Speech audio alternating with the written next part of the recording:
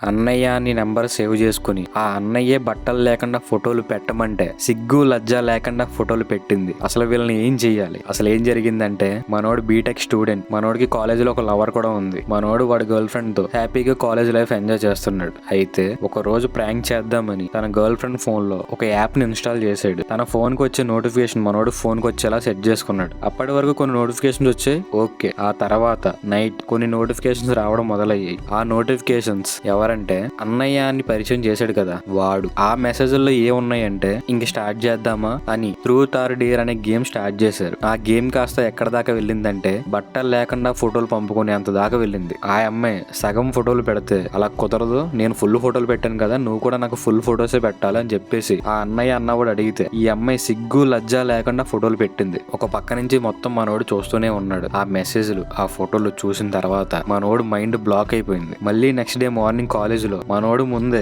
ఆ అమ్మాయి ఏం టిఫిన్ చేసావు అన్నయ్య అంటే ఆనియన్ దోశ తిన్నాను చెల్లమ్మా అని చెప్పేసి ఏమీ ఎరగని పద్ధతుల్లాగా మాట్లాడుకున్నారు. అసలు ఇటువంటి వాళ్ళని ఏం చేయాలి? ఒక పక్క బెస్ట్ ఫ్రెండ్, ఒక పక్క లవ్ చేసిన అమ్మాయి, వీళ్ళిద్దరూ కలిసి ఇంత దారుణంగా మోసం చేశారు. ఇప్పుడు పాపం మనోడు ఏ నిర్ణయం తీసుకోవాలని చెప్పేసి అర్థం కాకుండా దిక్కు తోచని పరిస్థితిలో ఉన్నాడు. అసలు ఇలా ఇంత దారుణంగా మోసం చేసే వాళ్ళని ఏం చేయాలి? నువ్వైతే ఏం చేస్తావు? ఆ అమ్మాయిని లవ్ చేసిన మనోడు ఇప్పుడు ఎటువంటి నిర్ణయం తీసుకుంటే మంచిది? కామెంట్ లో రాయి. నీ కామెంట్ ఖచ్చితంగా మనోడు చూస్తాడు. మంచిది.